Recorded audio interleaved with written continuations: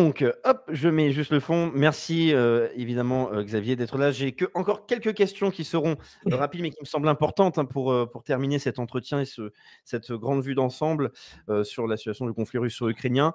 On a eu la visite de, Steve, Witkoff directement à Moscou avec un échange de 4 heures et on a eu, donc, différentes déclarations et rapports expliquant que c'était des discussions très positives, très fructueuses qui pourraient, rétablir des relations diplomatiques, mais voire même préparer des potentiels partenariats ou des échanges améliorés entre la Russie et les États-Unis. Est-ce que vous pouvez faire un rappel ou un point ou des informations qui auraient pu fuiter de ce qui aurait pu être concrètement dit dans cet échange direct entre les États-Unis et la Russie?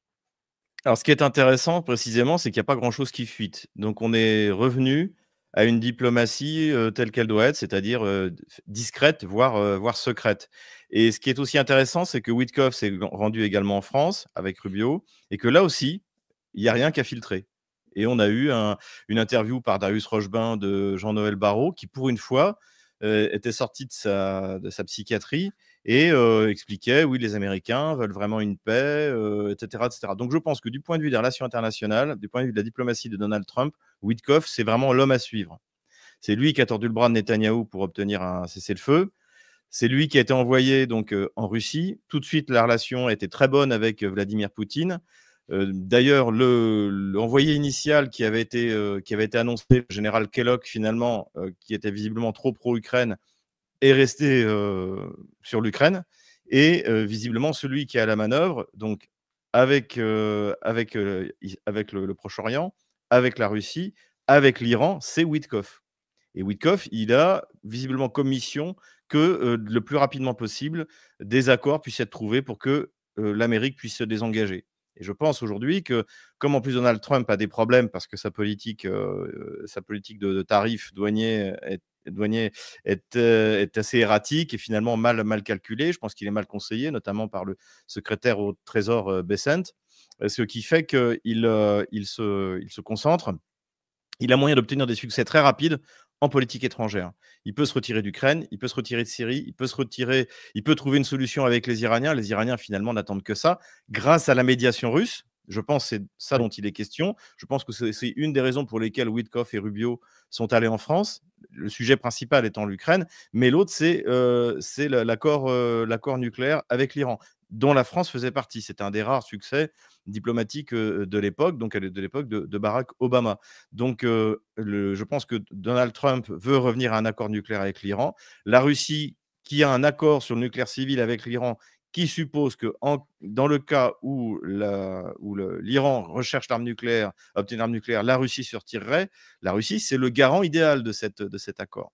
Donc aujourd'hui, je pense que voilà, dans le domaine, je dirais, immédiat, politico-stratégique, c'est la possibilité des États-Unis de se retirer de toutes ces zones qui, en plus, leur coûtent cher et qui, en plus, sont dangereux pour leurs troupes. Parce que, par exemple, en Syrie, en Irak, c'est quelques milliers d'hommes, donc qui sont isolés dans un environnement qui leur est souvent hostile. Donc il est temps de partir et ça sera les premières économies évidemment du budget américain. Donc ça, c'est quelque chose qui me paraît important. Effectivement, l'Ukraine n'est qu'un des thèmes qui est abordé par, Witkoff lorsqu'il rencontre Vladimir Poutine. Il y a d'autres thèmes, je viens de citer celui de l'Iran, je pense qu'il parle également du Proche-Orient, du Moyen-Orient et puis il y a des thèmes de coopération économique. Et pour le Donc ça, rappeler, c'est important. dans les domaines énergétiques, jusqu'en 2014, ExxonMobil avait de la recherche, exploration et à terme qui devait avoir de la production en Arctique avec, Rosneft. Et tout ça a été, arrêté par les sanctions en 2014, mais, globalement, déjà à l'époque, il y avait une volonté de travailler ensemble et d'exploiter des ressources puisque en fait, il n'y a pas de frontière commune, entre les États-Unis et la Russie. Il y a pas de raison réellement fondamentale qu'ils s'affrontent. Donc en fait, ce qui fait qu'il y avait un affrontement, c'était l'impérialisme américain et la vision des néoconservateurs qui date du 19e siècle, qui voulait qu'il fallait contrôler, il ne faut pas laisser le cœur du monde s'unir. Donc pour ça, il faut contrôler le Rhineland, les rivages, et donc il faut contrôler l'Ukraine, il faut contrôler les zones pivots, c'est-à-dire l'Ukraine, l'Ouzbékistan, l'Asie centrale, etc., etc. Tout ça, c'est des constructions purement théoriques, donc qui ont eu la cote, notamment à l'époque de Brzezinski, quand l'URSS s'effondre dans les années 90, début des années 2000. Et je pense que Donald Trump ne croit pas à ces histoires. Et je pense que d'ailleurs, aujourd'hui, il y a toute une partie de l'élite américaine qui dit qu'est-ce que c'est que ce truc? Pourquoi est-ce qu'il faut contrôler le Rhineland? Qu'est-ce que c'est que ces histoires pourquoi la Russie ne deviendrait pas un partenaire commercial? Elle dispose de ressources énormes.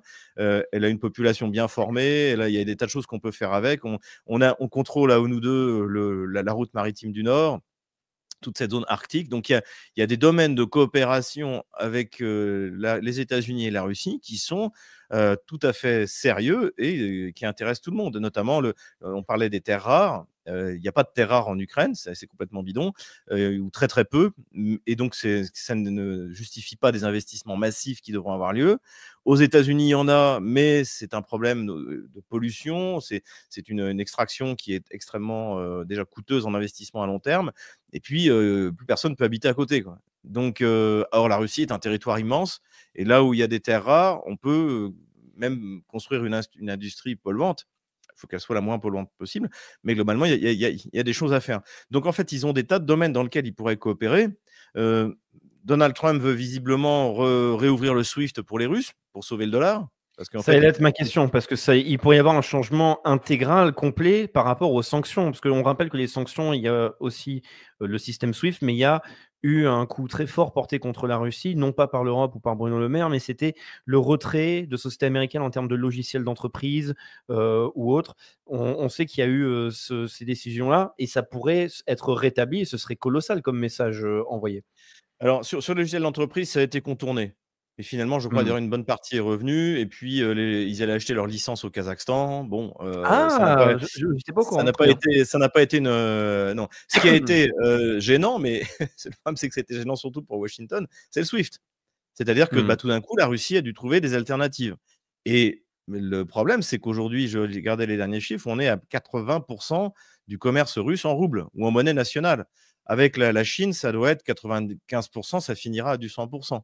Et surtout, ça a favorisé la mise en place de tout ce qui était essai sur des systèmes alternatifs de paiement. Là, vous voyez, il y avait l'or numérique, il y a le système des BRICS. Et donc, en fait, ça a encouragé évidemment la dédollarisation qui était déjà en route, mais ça aurait dû prendre encore 30 ans.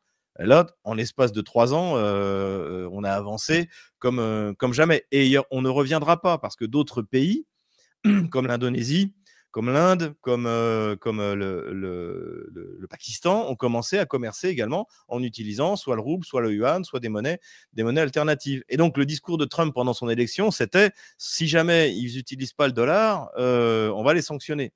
Et Poutine avait répondu en disant mais nous, on veut bien, on n'a rien contre le dollar, mais vous nous l'interdisez.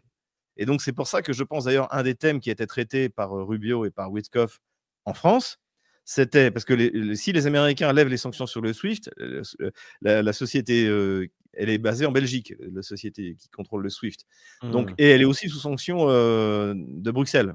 Donc, visiblement, je pense qu'il y a beaucoup de choses qui devaient être négociées. Encore une fois, l'Iran, l'Ukraine, une levée partielle des sanctions. Je pense que ce qu'a voulu demander Rubio, c'est nous, on va lever les sanctions sur le SWIFT, il faut que vous en fassiez autant. Parce qu'on a besoin que ça fonctionne pour que de nouveau, les banques russes puissent utiliser SWIFT et se redollarisent au moins partiellement. Et c'est pour ça que, par exemple, votre serviteur, moi, j'ai toujours été depuis le début pour les sanctions.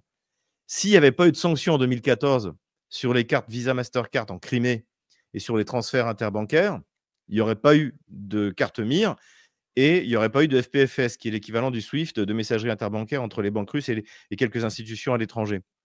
Ce qui fait qu'en 2022, quand il y a eu les sanctions sur toute la Russie, cette fois Visa, Mastercard, Swift, eh bien, ça ne s'est pas vu. Alors moi, je l'ai vu parce que je travaille avec l'étranger, notamment avec l'Indonésie, et donc les banques indonésiennes tout de suite se sont arrêtées parce qu'elles avaient peur. Mais globalement, à l'intérieur de la Russie, le russe de base qui n'a pas de compte à l'étranger, Bon, ouais, ok, d'accord. Ils ont mis des bombes, je vois pas la différence. Donc, les sanctions ont un effet extrêmement bénéfique pour la Russie. Et ça a été vraiment, je cite à chaque fois, mais c'est ce qu'a très bien compris Emmanuel Todd. Il a dit la sanction, les sanctions ont permis à la Russie d'avoir une politique de protectionnisme sans que ça coûte à l'image du gouvernement russe. Parce Ouais. que le protectionnisme, ça veut dire phase d'inflation. On le voit très bien entre 2014 et 2016, la Russie prend des contre-sanctions sur les produits agricoles. C'est